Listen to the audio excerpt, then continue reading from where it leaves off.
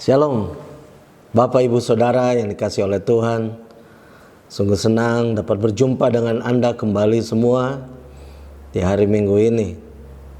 Bapak Ibu Saudara yang dikasihi oleh Tuhan, ya banyak daripada kita yang hari-hari belakangan ini mengatakan, aduh, memang sih dulu saya bercita-cita nanti kalau pensiun bisa tidur lebih panjang, bisa lebih banyak nonton TV, bisa lebih banyak istirahat. Tapi rupanya belum masuk masa pensiun, sebagian daripada kita sudah mengalaminya. Dan rupanya kebanyakan istirahat, kebanyakan di rumah, kebanyakan santai juga rupanya tidak menyenangkan. Bapak Ibu Saudara, ya memang dalam hidup ini ada yang namanya naik turun. Ada kesenangan dan ada kesulitan. Ada juga masa susah, ada masa gembira. Tapi saudara, saya percaya bahwa sebagai anak-anak Tuhan, kita harus belajar bagaimana caranya kita bisa hidup di dalam segala situasi. Kita bisa tetap menang di dalam segala suasana. Sebelum lebih lanjut, saya ingin untuk Bapak, Ibu, Saudara sekalian coba lihat gambar yang ada ini. Coba kita lihat, perhatikan baik-baik gambar ini. Dan kemudian waktu melihatnya, coba renungkan apa yang Anda bisa lihat dan pelajari dari gambar ini. Silakan, saya memberikan Anda waktu beberapa saat.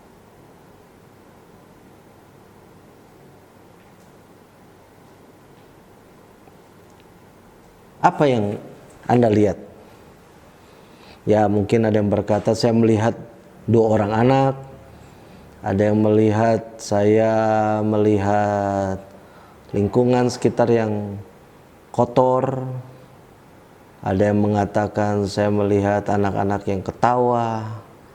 Saya melihat anak-anak yang berbahagia. Nah saudara, ya, foto ini diambil dari lingkungan yang sangat miskin. Anak-anak ini berasal dari keluarga yang sangat susah.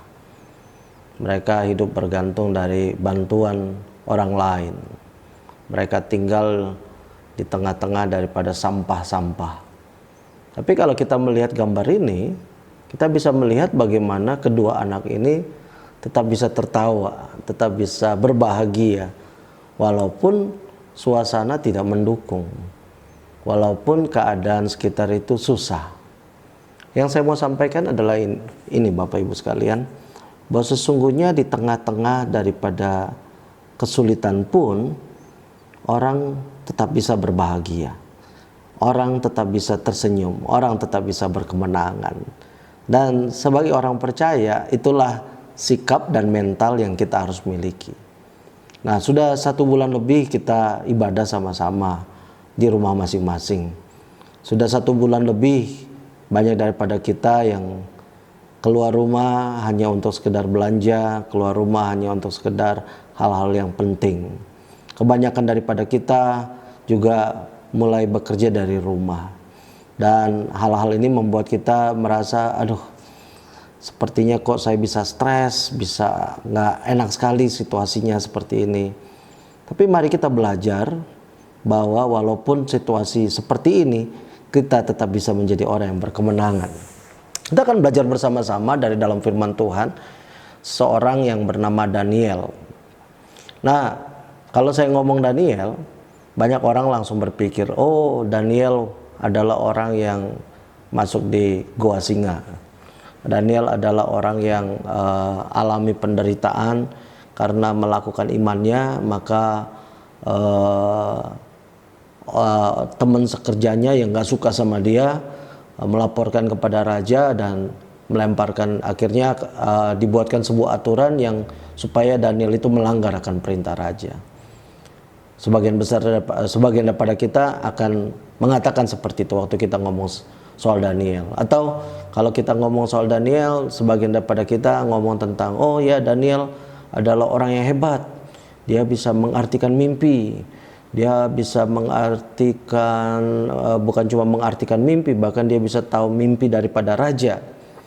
Saudara, ya memang hal-hal tersebut adalah hal-hal yang benar. Tapi yang saya mau bawa kita belajar bersama-sama adalah seperti ini. Bahwa sesungguhnya Daniel itu bukan hanya mengalami kemenangan-kemenangan, tapi sebenarnya kita akan pelajari bersama-sama, Daniel itu adalah orang yang hidup di tengah-tengah kesulitan, tetapi dia bisa memperoleh kemenangan. Dia hidup di tengah-tengah kesusahan, tetapi walaupun dia sulit dan susah, tetapi dia bisa berhasil. Nah saudara, situasi yang dialami oleh Daniel sebenarnya tidak jauh berbeda dengan apa yang saat ini banyak manusia alami. Dan oleh sebab itu, kita mau belajar bersama-sama dari Daniel. Saya mengajak kita semua ya untuk membuka Alkitab kita dari kitab Daniel pasal yang pertama. Kita akan baca ayat yang pertama sampai dengan ayat yang kedua. Sekali lagi, Daniel pertama, ayat pertama sampai dengan yang kedua. Di situ firman Tuhan berkata, pada tahun yang ketiga pemerintahan Yoyakim, Raja Yehuda, datanglah Nebukadnezar, Raja Babel ke Yerusalem, lalu mengepung kota itu. Tuhan menyerahkan Yoyakim, Raja Yehuda, dan sebagian dari perkakas di rumah Allah ke dalam tangannya. Semuanya itu dibawanya ke tanah Sinear, ke dalam rumah dewanya. Perkakas-perkakas itu dibawanya ke dalam perbendaharaan dewanya. Nah saudara, yang dikasih oleh Tuhan, ya sebelum kita bahas tentang Daniel, saya mau untuk kita terlebih dahulu bahas tentang situasi yang pada saat itu terjadi terhadap bangsa Yehuda. Nah kita semua mengetahui bahwa bangsa Israel adalah bangsa pilihan Tuhan sejak mereka keluar dari Mesir. Dan kemudian singkat cerita, Tuhan izinkan mereka untuk mempunyai raja pertama, Raja Saul. Dan kemudian Raja Daud. Kemudian Raja Salomo. Tetapi waktu sepanjang zaman Raja Salomo yang pertama-tama takut Tuhan, akhirnya dia menyimpang daripada jalan-jalan Tuhan. Tetapi di akhir hidupnya dia kembali lagi kepada Tuhan. Nah saudara, firman Tuhan mencatat bahwa waktu Salomo meninggal, kerajaan Israel terbagi menjadi dua. Menjadi Israel Utara yang disebut sebagai kerajaan Israel, yang rajanya adalah Yerobeam, dan kemudian Israel Selatan kerajaannya disebut sebagai kerajaan Yehuda, yang kemudian rajanya dipimpin oleh Rehabeam. Dan sebagaimana Tuhan berjanji kepada Daud bahwa keturunan Daud akan menjadi raja terus-menerus selama-lamanya, maka kerajaan Israel Selatan yang disebut Yehuda yang menjadi raja adalah terus-menerus keturunan daripada Daud. Sementara kerajaan Israel Utara terjadi kudeta terus-menerus sehingga raja-rajanya terus-menerus berganti. Nah, kalau kita pelajari firman Tuhan, ya di situ diceritakan bagaimana akhirnya kerajaan Israel Utara terlebih dahulu mereka dijajah oleh kerajaan Assyria, dan kemudian tidak lama kemudian agak lama juga sih, kerajaan Israel Selatan, Yehuda, akhirnya juga mengalami masa penjajahan. Nah, kedua kerajaan tersebut mengalami masa penjajahan itu diakibatkan karena mereka tidak mengikuti firman Tuhan. Kalau kita baca di dalam firman Allah, tuh Allah sudah membuat suatu ikatan perjanjian. Kalau kamu menuruti firman-Ku, melakukan firman-Ku, maka Aku akan memberkatimu, melindungimu, dan seterusnya dan seterusnya. Tetapi kerajaan Israel Utara sejak dipimpin oleh Yerobeam dan kemudian dia dikhianati, kemudian terjadi kudeta dan ada orang lain yang mengambil kerajaannya, ya. Mereka terus-menerus hidup di dalam tidak takut akan Tuhan. Tetapi kerajaan Yehuda ini sedikit berbeda. Mereka tetap terus memelihara firman Tuhan. Walaupun ada masa-masa di mana raja itu tidak lagi mengikuti akan perintah Tuhan dengan segenap hati. Tapi singkat cerita, kita masuk ke dalam firman Tuhan ini di zaman daripada rajanya Daniel, maksudnya bukan Danielnya raja, tetapi pimpinannya Daniel yang adalah seorang raja. Di sini diceritakan bagaimana seorang raja yang bernama Yoyakim ini mulai menyimpang daripada Tuhan. Kita bisa lihat ayatnya itu tercatat di dalam kitab Kerajaan 2 Raja-Raja pasal 23 dan 2 Raja-Raja 24. Raja Yoyakim mulai menyimpang daripada Tuhan. Sebenarnya sebelum Raja Yoyakim, ayahnya juga sudah mulai menyimpang daripada Tuhan. Nah, karena mereka menyimpang daripada Tuhan, mereka melanggar akan ikatan janji mereka dengan Tuhan, yang membuat akhirnya Babilonia mulai untuk menjajah kerajaan Yehuda. Nah, saudara, ya, sebelum saya lebih lanjut, saya percaya ada satu poin penting yang Tuhan mau sampaikan di sini. Poin pentingnya adalah seperti ini, bahwa Allah kita sangat mengasihi kita, Allah kita sangat mencintai kita, ya, Allah kita mau untuk kita hidup berdasarkan firman-Nya. Tetapi apabila kita keluar daripada firman-Nya, maka kita akan keluar daripada jalur perlindungannya. Bukan berarti Allah tidak mengasihi kita, Allah tetap mengasihi kita. Namun pada saat kita keluar daripada jalurnya, maka kita bisa terkena akan hal-hal yang bisa membahayakan diri kita. Sebagai contoh seperti, ya, kalau Anda nyetir, ya, Anda selama ini kalau kita nyetir, semua kita tahu di Indonesia kita menyetir di sebelah kiri. Tapi saudara, apabila kita kemudian pindah ke jalur kanan dan berlawanan arah, tentu itu keluar daripada aturan yang ada dan itu membahayakan diri Anda. Demikian juga di dalam Tuhan, sepanjang kita hidup di dalam firman-Nya, kita ada berada dalam kasih karunia-Nya. Tapi kalau kita keluar daripada jalurnya, itu akan membahayakan hidup kita sendiri. Nah, kita kembali lagi. Bangsa Yehuda ini keluar daripada jalurnya karena rajanya yang mulai menyembah akan ilah-ilah lain. Tapi saudara, kalau kita pelajari dalam firman Tuhan, kita akan menemukan satu hal yang menarik seperti ini. Sebenarnya ada orang-orang yang tetap takut akan Tuhan. Ada orang-orang yang tetap mengasihi akan Tuhan. Salah satunya adalah Daniel. Dan bukan cuma Daniel, tetapi kita bisa juga lihat, ya, ada teman-temannya, Hananya, Misael, dan Azaria, yang namanya diubah menjadi Sadrak, Mesak, dan Abednego. Mereka juga sebenarnya adalah orang-orang yang takut akan Tuhan, mengasihi akan Tuhan. Tetapi kalau kita baca dalam ayat firman Tuhan ini, diceritakan bagaimana walaupun mereka takut akan Tuhan, mereka mengalami akan konsekuensi daripada suatu bangsa yang sudah melanggar akan perintah Tuhan. Nah, saudara yang dikasih oleh Tuhan, belakangan ini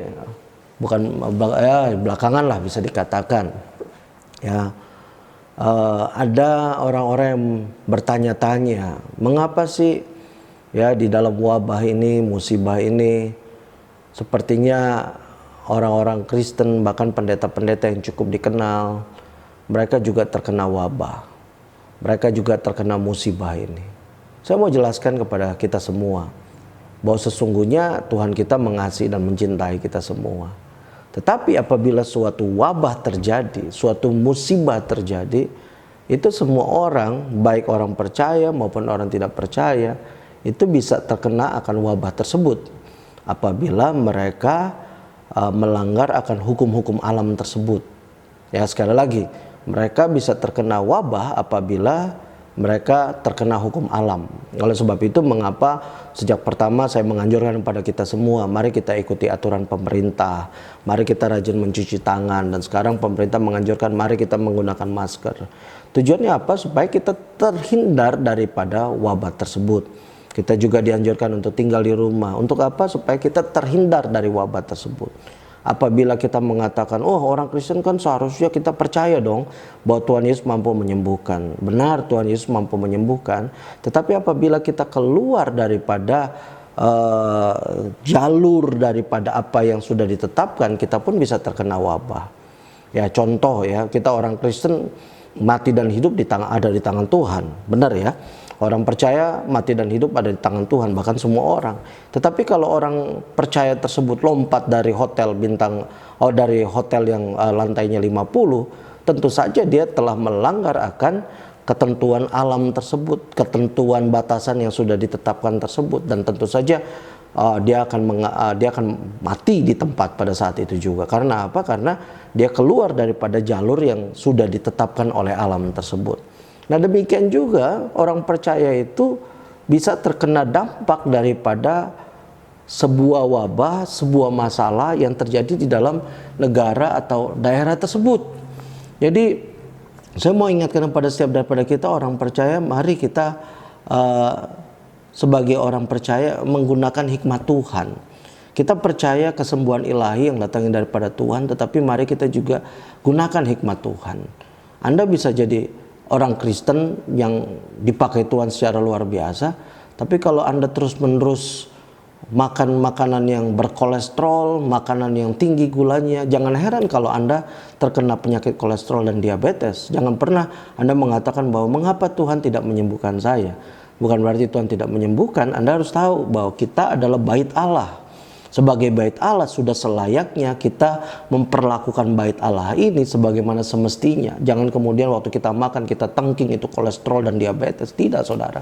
Kita harus menjaga bait Allah ini sebaik-baiknya. Nah, kembali lagi saudara ya, bahwa sesungguhnya kita sebagai umat Tuhan ini harus tahu bahwa masalah yang terjadi di sebuah tempat, di sebuah negara atau di sebuah kota itu akan menimbulkan dampak juga kepada orang percaya. Dan kita baca di dalam ayat selanjutnya ya, kita akan menemukan bahwa oleh karena Yoyakim yang tidak takut Tuhan dan menyebabkan bangsa Babilonia menyerang akan orang Israel ini dan menjajah orang Israel ini, membuat Daniel dan kawan-kawannya ini dan sebagian daripada anak-anak muda lain yang ada di Israel itu membuat mereka ditawan. Kalau kita baca di dalam ayat yang ketiga, di situ firman Tuhan berkata seperti ini.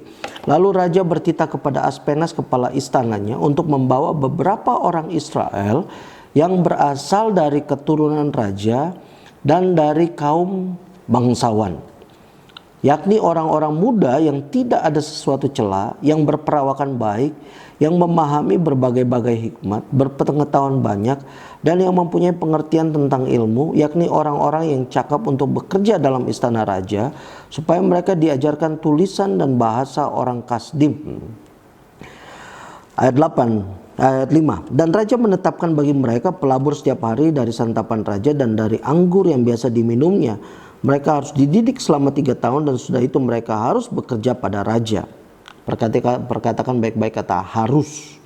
Dan ayat yang ke-6, di antara mereka itu ada juga beberapa orang Yehuda, yakni Daniel, Hananya, Misael, dan Asaria. Nah, kita melihat di sini pada saat itu kerajaan Babilonia menjadi kerajaan yang begitu kuat. Mereka kemudian melakukan invasi, mereka menjajah beberapa negara dan salah satunya adalah kerajaan Yehuda. Dan kemudian waktu mereka menjajah, mereka menangkap orang-orang yang punya potensi, tidak dibunuh tetapi dibawa kepada kerajaan Babilonia tersebut. Dan kemudian mereka menjadi tahanan tetapi dengan tujuan khusus. Mereka jadi tahanan untuk kepentingan daripada kerajaan Babilonia tersebut. Nah, ini yang menarik saudara. Kita bisa melihat di sini ya, kita bisa pelajari bahwa Daniel dan teman-temannya ini sebenarnya waktu mereka ditahan ya, waktu mereka dibawa ke Babilonia, mereka jadi punya masalah. Mereka menjadi punya problem di dalam kehidupan mereka. Masalah apa yang mereka punya? Masalah yang mereka punya adalah ini. Yang pertama, mereka itu menjadi tawanan. Sekali lagi saya katakan, mereka itu menjadi tawanan. Nah saudara,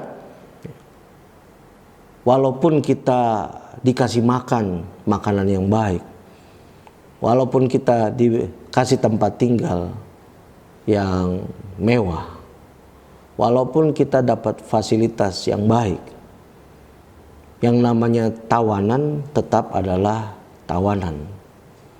Yang namanya tahanan tetap adalah tahanan. Nah, kita perlu mengingat ya, Raja Nebukadnezar ini bukan raja yang baik, tetapi dia raja yang pintar sebenarnya. Raja yang pintar, tetapi juga bukan cuma pintar, tetapi ada sedikit kelainan. Mengapa saya katakan kelainan? Karena Raja Nebukadnezar ini kalau kita baca di dalam pasal yang kedua, dia mimpi. Nah, dia mimpi, terus dia pengen tahu arti mimpinya. Dan kemudian dia panggil pegawai-pegawainya, orang-orang pintar, ahli nujum, dukun-dukun.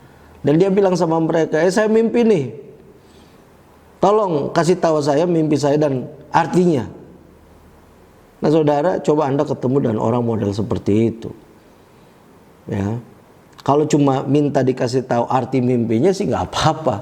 Masalahnya ini diminta untuk tolong kasih tahu saya mimpi saya apa dan arti mimpinya apa. Nah ini memang nih Raja Nebukadnezar agak sedikit miring-miring, saudara. Nah, kemudian orang-orang yang pintar-pintar ini mengatakan, Raja, siapapun tidak akan bisa melakukan hal ini. Kasih tahu dulu mimpimu, baru kita bisa terjemahkan.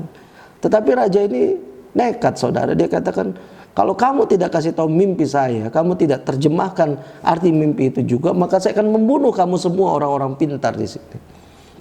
Jadi saudara, Anda bayangkan ya, punya raja yang modelnya seperti itu, dan Anda ditahan oleh raja yang modelnya seperti itu.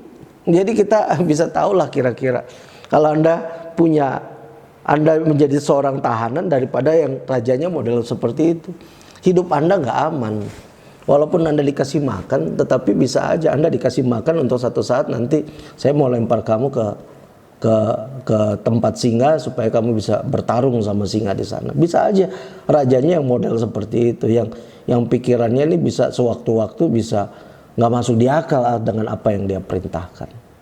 Jadi sebenarnya saudara, Daniel itu berada di dalam situasi di mana dia ditahan. Jadi jangan Anda pikir bahwa dia ditawarin makanan yang enak-enak. Tidak saudara, dia ditahan. Well, mungkin buat sebagian besar daripada kita, kondisi daripada Daniel nggak sama persis 100%. Tetapi yang kita alami saat ini, walaupun kita masih bisa keluar, masih ada kebebasan, tapi sebenarnya ya kita secara nggak langsung sedang ada di dalam,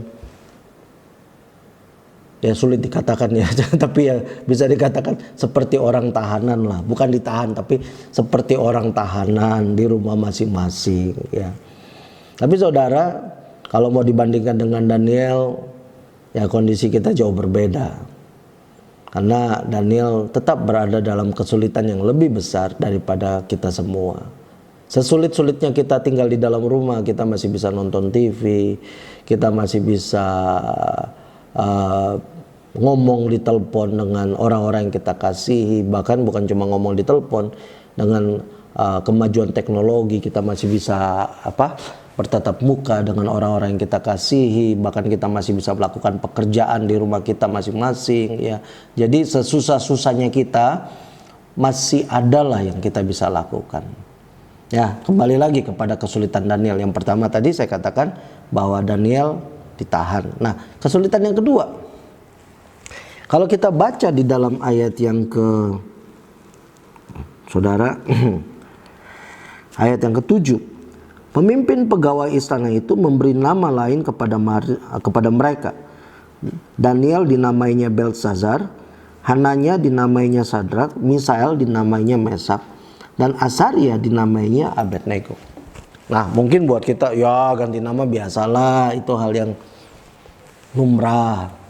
Nah saudara, mungkin ada beberapa di antara Anda juga yang waktu Anda dibaptis Anda ganti nama, atau mungkin hidup Anda juga Anda ganti nama. Tapi saudara, perlu Anda ketahui, ganti nama zaman dahulu itu berbeda dengan ganti nama zaman sekarang. Ganti nama zaman dulu itu artinya adalah identitas Anda, masa lalu Anda sedang coba untuk dihapus. Budaya Anda coba dihapus. Cara berpikir Anda, masa lalu Anda coba dihapus. Itu yang coba dilakukan oleh Raja Nebukadnezar, oleh kerajaan Babilonia. Tadi saya sudah katakan Raja Nebukadnezar ini sebenarnya raja yang cerdas. Dia brilian. Dia pekerjakan orang-orang dari berbagai macam negara, ya, pemuda-pemuda ini, karena dia tahu bahwa pemuda-pemuda ini bisa bahasa masing-masing negara. Jadi satu saat nanti berperang lawan negara-negara tersebut, dia bisa kirim orang-orang muda ini untuk bisa menjadi mata-mata di daerah tersebut, karena mereka mengerti bahasanya. Dan anak-anak muda biasanya ideologinya ini masih bisa dipengaruhi, sehingga masih bisa dicuci otak. Inilah yang coba dilakukan oleh Raja Nebukadnezar. Identitas daripada Daniel dan kawan-kawan coba dihilangkan. Budaya mereka takut akan Tuhan coba dihilangkan. Nebukadnezar berupaya untuk memasukkan sebuah budaya yang baru, kebiasaan yang baru. Mereka mencoba menerapkan sebuah nilai-nilai moral yang baru kepada Daniel dan kawan-kawan. Ya, jadi saudara, identitas mereka diganti, dicuci otak. Dan singkat cerita, Raja Nebukadnezar ini dan kerajaan Babilonia berupaya supaya Daniel menjadi bagian daripada kerajaan Babilonia, mengikuti kebiasaan daripada orang-orang Kasdim. Saudara dikasih oleh Tuhan, kita pun saat ini sebagai orang-orang percaya harus berhati-hati. Karena apa? Karena saat ini mungkin kita tidak dijajah oleh negara lain. Tidak ada suatu bangsa yang mencoba mengubah akan ideologi kita. Tapi tanpa kita sadari, tontonan apa yang kita baca, apa yang kita dengar, itu bisa menjajah hati dan pikiran kita. Sekali lagi saya katakan, tontonan, bacaan, apa yang kita dengar, itu bisa menjajah ideologi dan hati dan pikiran kita. Ya, sama seperti firman Tuhan mengatakan di dalam kitab Mazmur, ya. Seperti dikatakan agar kita jangan bergaul dengan orang yang salah. Mengapa? Karena kalau kita punya pergaulan yang salah, maka itu akan mengubah cara berpikir kita. Nah, saudara dikasih oleh Tuhan, itu kesulitan yang kedua yang dialami oleh Daniel. Kesulitan yang ketiga yang dialami oleh Daniel adalah ini. Ya, ini ada hubungannya dengan kesulitan yang kedua. Kesulitan yang ketiga adalah Daniel ini hidup di tengah-tengah bangsa yang tidak takut akan Tuhan. Jadi sekitarnya dia ini tidak benar-benar bisa menopang kehidupannya. Kalau dulu di Israel dia masih bisa melihat bagaimana orang-orang menyembah Tuhan, walaupun mungkin sebagian daripada orang Lewi atau orang percaya mereka melakukannya setengah hati, tidak sungguh-sungguh. Tapi paling tidak budaya yang ada di Israel masih bisa untuk membangun kehidupan daripada Daniel. Nah, sementara di Babilonia dia terkumpul bersama dengan orang-orang dari berbagai bangsa yang dijajah oleh Babilonia, dan kemudian selain berkumpul dan orang-orang tersebut, orang-orang Kasdim juga adalah orang-orang yang menyembahkan ilah-ilah lain, sehingga mereka diberikan akan masukan demi masukan terus menerus setiap hari yang mencuci akan otak mereka. Itu adalah masalah yang ketiga yang mereka hadapin. Masalah yang keempat yang dihadapi oleh Daniel, berdasarkan sejarah memang tidak dicatat di dalam Alkitab, tetapi dipercayai bahwa Daniel dan kemudian kawan-kawannya, Hananya, Misael dan Asaria, mereka itu dikebiri. Ya, minta maaf saudara, mereka dikebiri.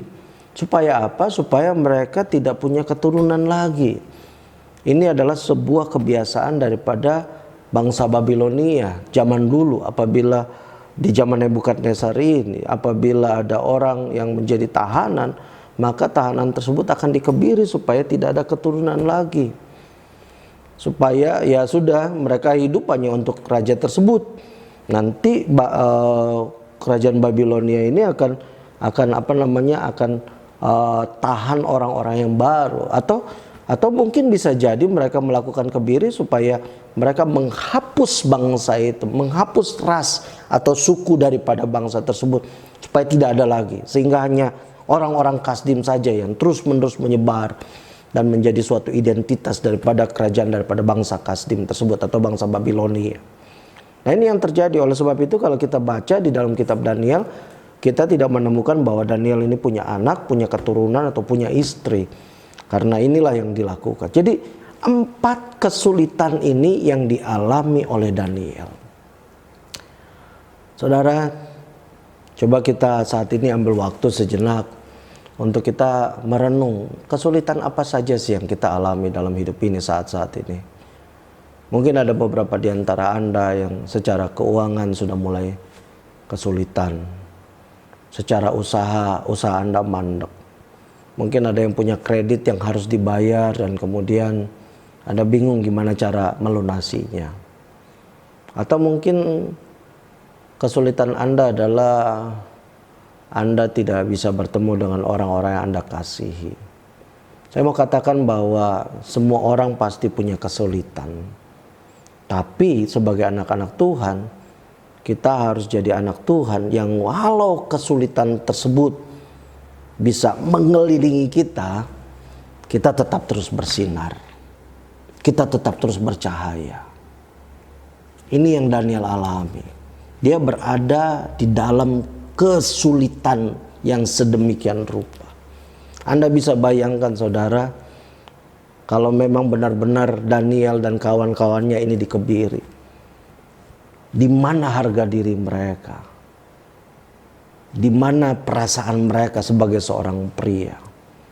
Tapi saudara, kalau kita baca dalam kisah ini, Daniel tidak kemudian terkungkung dengan masalahnya. Dia tidak membuat masalah tersebut menjadi sesuatu yang membuat dia tidak bisa move on atau bergerak. Kita bisa baca di dalam firman Tuhan ini, Daniel justru menjadi terang bagi bangsa Babilonia. Nah, apa rahasia dan kunci daripada Daniel yang membuat dia bisa menjadi berhasil? Yang pertama kita bisa baca di sini saudara, firman Tuhan mengatakan bahwa di dalam ayat yang ke-8, Daniel berketetapan untuk tidak menajiskan dirinya dengan santapan raja dan dengan anggur yang biasa diminum raja. Dimintanyalah kepada pemimpin pegawai istana itu supaya ia tak usah menajiskan dirinya. Nah saudara, apa yang menjadi masalah sih dengan makanan ini? Itu ya, memang kalau kita belajar orang Israel, mereka tidak makan babi, tidak makan makanan haram seperti itu. Tapi yang jadi pertanyaan sekarang, apakah memang makanan raja semuanya haram?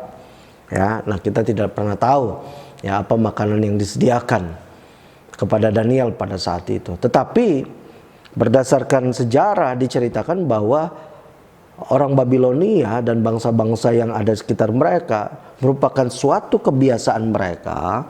Sebelum mereka makan makanan tersebut dipersembahkan terlebih dahulu kepada ilah-ilah mereka. Ini kebiasaan mereka.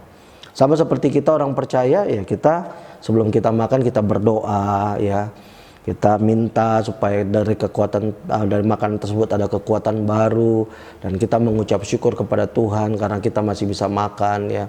Ini kebiasaan yang kita lakukan. Nah, ini juga kebiasaan daripada bangsa-bangsa yang di luar daripada Israel. Nah, karena Daniel tahu kebiasaan tersebut, maka dia memutuskan, saya tidak akan makan makanan yang sudah dipersembahkan kepada ilah-ilah lain. Dan memang itu tercatat di dalam kitab Taurat mereka. Mereka dilarang untuk makan makanan yang sudah dipersembahkan kepada ilah-ilah lain. Nah, apa yang kita bisa pelajari di sini? Yang pertama yang kita bisa pelajari adalah Daniel mengikuti apa yang menjadi perintah Tuhan. Dia mengikuti apa yang menjadi aturan-aturan yang Tuhan berikan. Nah, demikian juga kehidupan kita, saudara. Kalau kita mau menjadi orang anak Tuhan yang bersinar di tengah-tengah daripada kesulitan dan kesusahan ini, mari kita praktekkan firman Allah. Mari kita praktekkan firman ini. Firman Tuhan mengatakan mengucap syukurlah di dalam segala hal. Firman Tuhan mengajak kita untuk kita tetap terus bersuka cita. Firman Tuhan mengajarkan kepada kita untuk kita terus menjaga hubungan dengan Tuhan. Baca firman, berdoa. Saudara, kita berdoa dan baca firman supaya kita bisa berkomunikasi dengan Tuhan. Kita berdoa dan baca firman supaya apa? Supaya kita dapatkan hikmat daripada Allah. Allah bicara sama kita sehingga kita tahu apa yang harus kita lakukan. Kita mulai untuk mempraktekkan apa yang firman Tuhan ajarkan. Firman Tuhan mengajarkan kita untuk kita membantu sesama, untuk menolong sesama. Kita dalam masa-masa yang sulit ini, saudara, ya, mari kita belajar firman, dan bukan cuma belajar tapi praktekkan. Ya, sekali lagi, bukan cuma belajar, praktekkan. Seringkali kita bisa bersuka cita kalau pada saat berkat Tuhan melimpah. Kita bisa bersuka cita pada saat semuanya oke. Waktu kita mendapatkan berkat Tuhan, waktu kita bisa melakukan aktivitas yang normal, kita bisa bersuka cita pada saat kita lagi jalan-jalan ke sana kemari, dan kemudian kumpul-kumpul dengan keluarga, kita bisa bersuka cita. Padahal sesungguhnya sukacita itu tidak didapatkan daripada hal-hal yang kita senangi saja. Tapi sukacita tersebut diciptakan mulai dari dalam hati kita sendiri. Tadi pertama saya menampilkan sebuah gambar tentang dua orang anak yang berada di daerah yang kumuh. Walaupun di tengah-tengah daerah yang kumuh, kesulitan, mereka masih bisa tertawa lepas, mereka masih bisa bersuka cita. Dan saudara, saya mengajak setiap daripada kita, firman Tuhan ini kita pelajari bukan hanya untuk kita praktekkan pada saat-saat tertentu, tetapi praktekkanlah setiap saat. Sekali lagi saya ulangi, praktekkanlah setiap saat. Mari kita jadi orang-orang yang berpegang kepada firman Tuhan ini.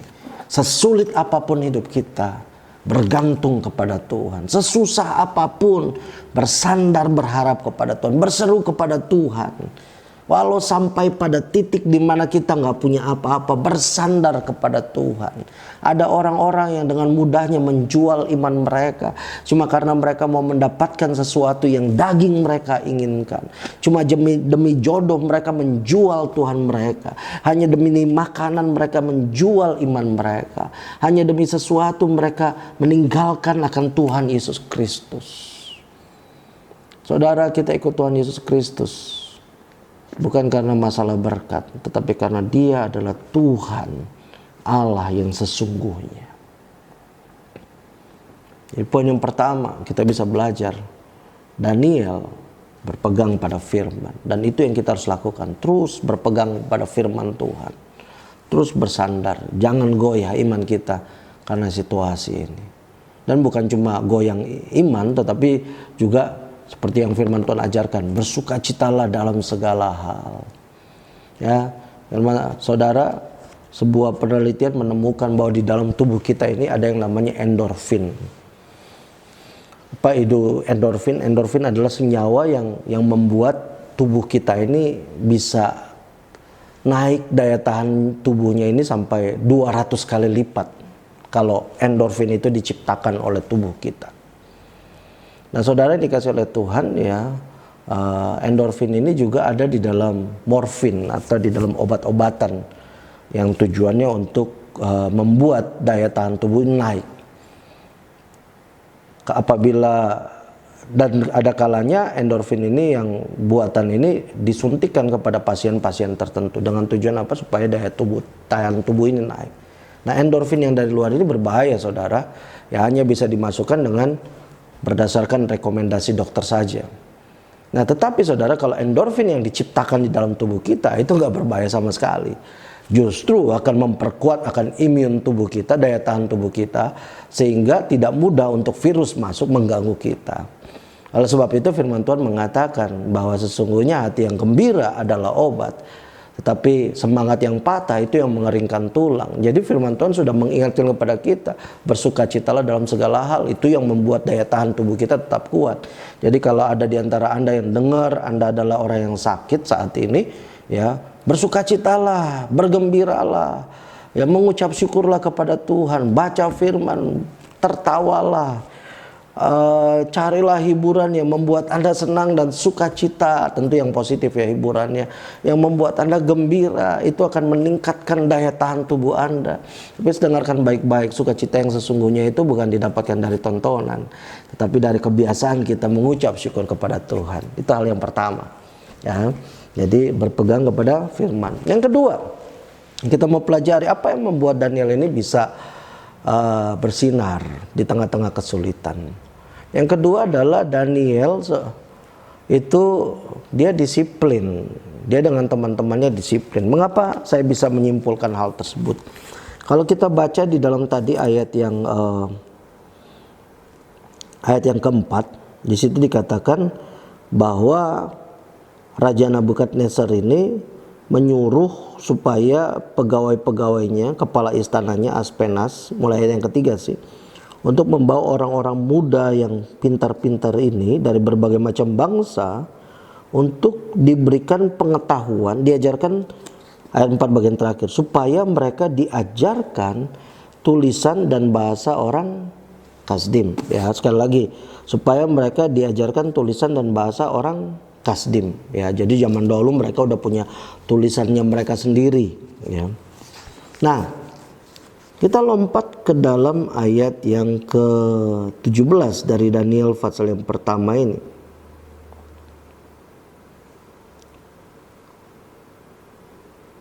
Di situ dikatakan kepada keempat orang muda itu Allah memberikan pengetahuan dan kepandaian tentang berbagai-bagai tulisan.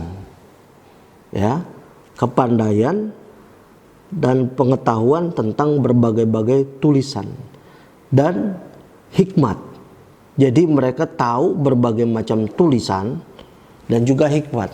Nah, yang jadi pertanyaan, dari mana mereka belajar tentang tulisan-tulisan ini?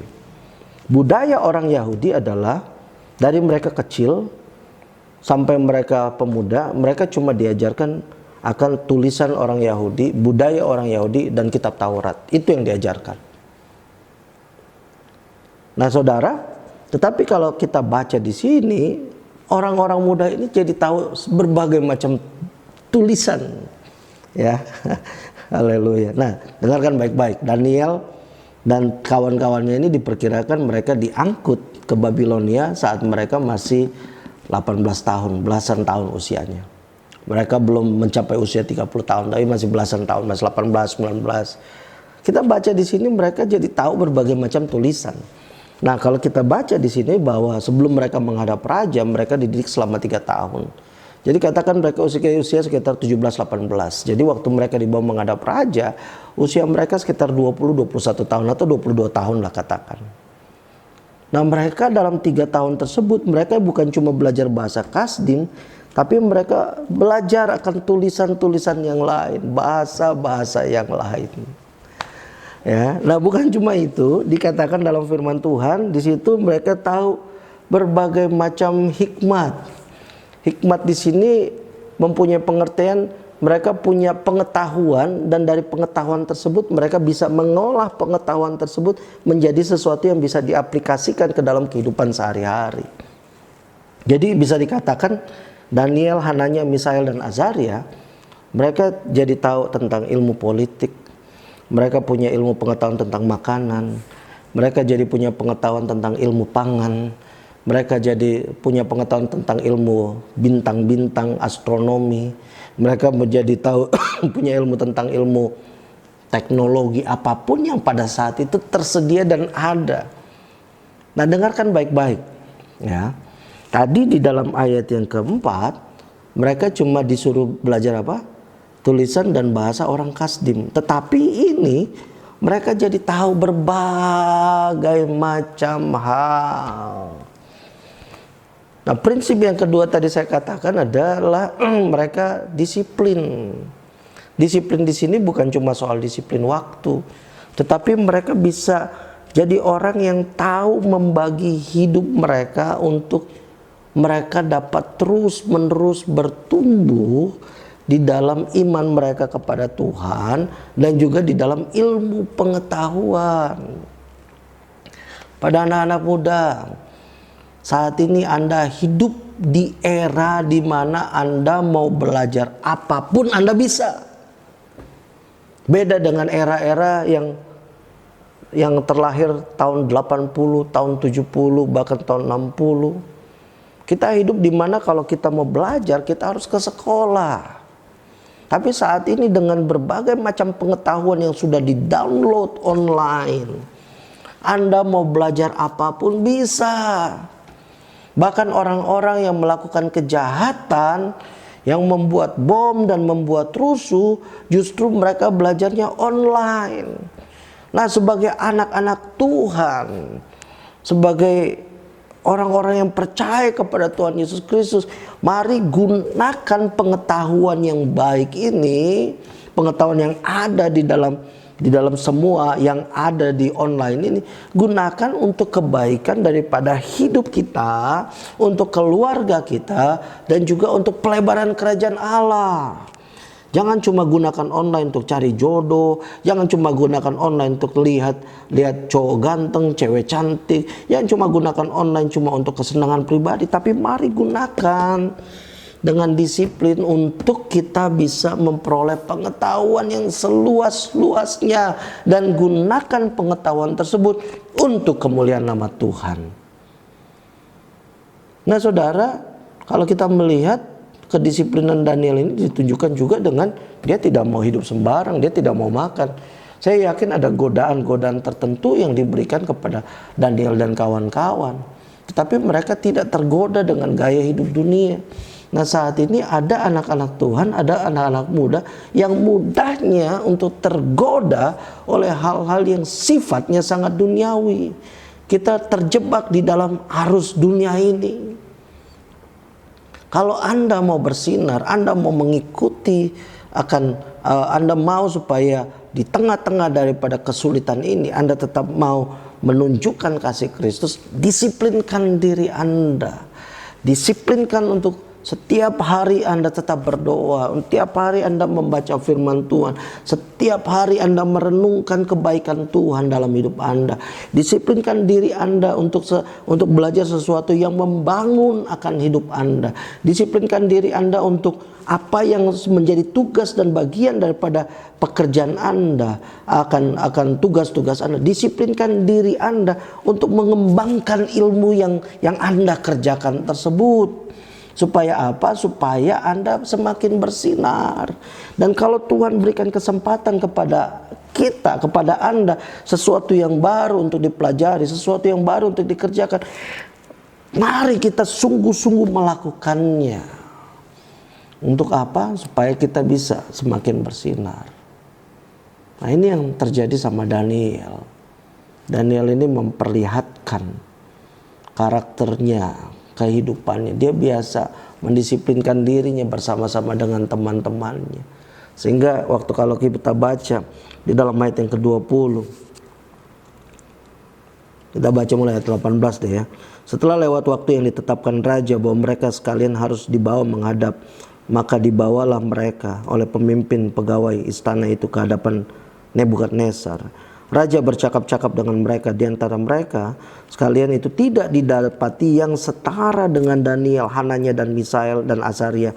Maka bekerjalah mereka itu pada raja dalam tiap-tiap hal yang memerlukan kebijaksanaan dan pengertian yang ditanyakan raja kepada mereka. Didapatinya bahwa mereka 10 kali lebih cerdas daripada semua orang yang berilmu. Sekali lagi dikatakan 10 kali lebih cerdas daripada semua orang berilmu dan semua ahli jampi di seluruh kerajaannya. Ini saya mau mengajak setiap daripada kita orang percaya, ayo mari kita jadi orang-orang yang disiplinkan diri kita untuk kita bisa terus-menerus membangun kehidupan kita. Anda yang bekerja di kantor, yang memegang keuangan, biasakan disiplinkan diri Anda untuk mempertajam keahlian Anda.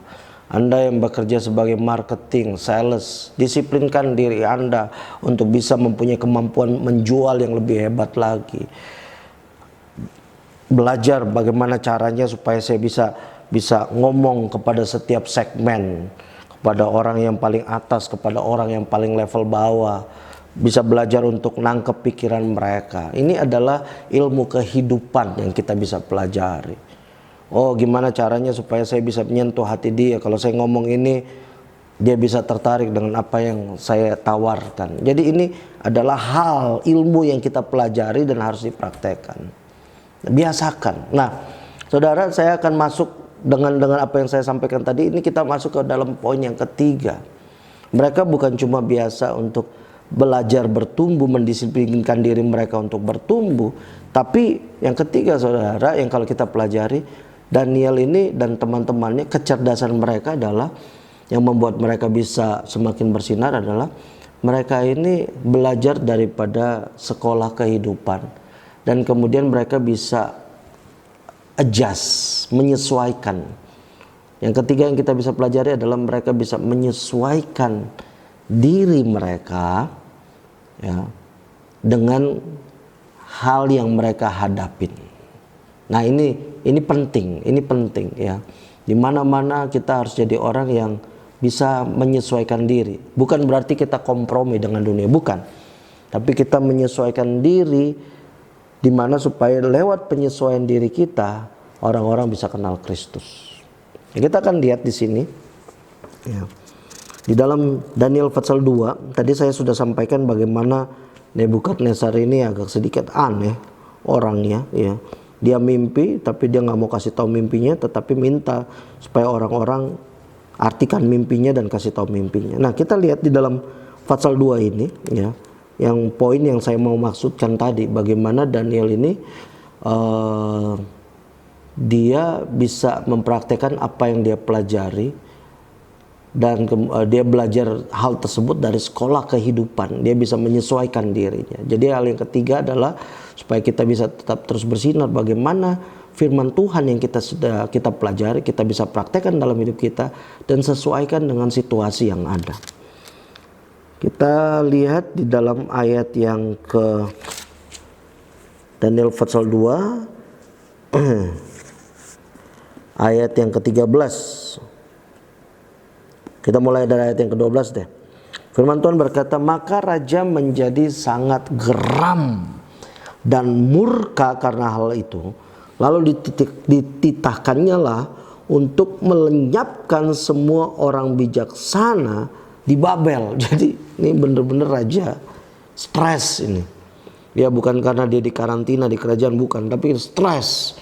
Karena dia tidak mau pendapatnya dia dibantah. Jadi kalau dia nyuruh sesuatu harus diikutin. Ya, dia minta, ayo kasih tahu mimpi saya, artikan. Ya, siapa yang bisa? Tapi karena gak ada yang bisa mengkasih tahu mimpinya, dia jadi sangat marah, murka, sehingga semua orang bijaksana di Babel mau dibunuh. Ayat 13, ketika titah dikeluarkan supaya orang-orang bijaksana dibunuh, maka Daniel dan teman-temannya pun terancam akan dibunuh. Kesulitan baru muncul kepada Daniel, akan dibunuh. Ya, jadi coba Anda bayangkan jadi Daniel, aduh saya udah kerja capek-capek, udah membantu raja, raja dengan gampangnya mau membunuh. Nah, sekarang apa yang menjadi respon daripada Daniel? Ayat 14. Lalu berkatalah Daniel dengan cerdik dan bijaksana kepada Ariok, pemimpin pengawal raja yang telah pergi untuk membunuh orang-orang bijaksana di Babel itu. Ya. Jadi saudara, kita bisa melihat di sini, ya, bagaimana Daniel bisa menyesuaikan, bisa berkomunikasi, bisa berbicara dengan baik kepada, ya, pengawal istana yang udah diperintahkan untuk bunuh semua orang-orang bijaksana. Jadi saudara, saya yakin waktu itu Ariok waktu terima perintah dia udah siap nih.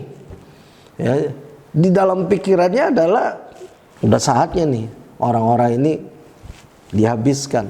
Tapi saudara, kita lihat Daniel ini dengan cerdasnya, dengan bijaksana. Mungkin Ariok udah siap-siap. Oke, siapa duluan yang mau dipotong? Ya, kita baca Daniel dengan cerdasnya dan bijaksana dengan cerdik, ya dia nanya sama Aryok ayat yang 15. Katanya kepada Aryok pembesar raja itu, mengapa titah yang begitu keras ini dikeluarkan oleh raja? Nah saudara perhatikan baik-baik. Di sini ini adalah sebuah ilmu kehidupan yang masing-masing kita sebagai orang percaya harus pelajari masing-masing di dalam dirinya. Ini bukan sesuatu yang diajarkan di dalam ruangan kelas, bukan. Ya, jadi saudara kita bisa melihat ya bagaimana Daniel dan kawan-kawan ini belajar daripada sekolah kehidupan. Ini sesuatu yang sekali lagi saya ulangi nggak bisa dipelajari dari papan tulis seperti Anda belajar akuntansi atau Anda belajar matematika, bukan. Tapi ini adalah sesuatu yang firman Tuhan yang mereka pelajari dan firman Tuhan tersebut tertanam dalam hati mereka dan mereka mempraktekkan firman Tuhan tersebut sesuai dengan kebutuhan zaman. Sebagai anak-anak Tuhan inilah yang kita harus miliki. Bagaimana caranya kita belajar firman dan kemudian firman tersebut menjadi daging dalam diri kita dan kemudian kita praktekkan dalam kehidupan sehari-hari. Sehingga kita punya hikmat Tuhan. Sehingga kita tahu bagaimana caranya berkomunikasi. Sehingga kita tahu bagaimana caranya berbicara dengan orang-orang tertentu dari segala macam level. Nah ini yang dihadapi oleh Daniel.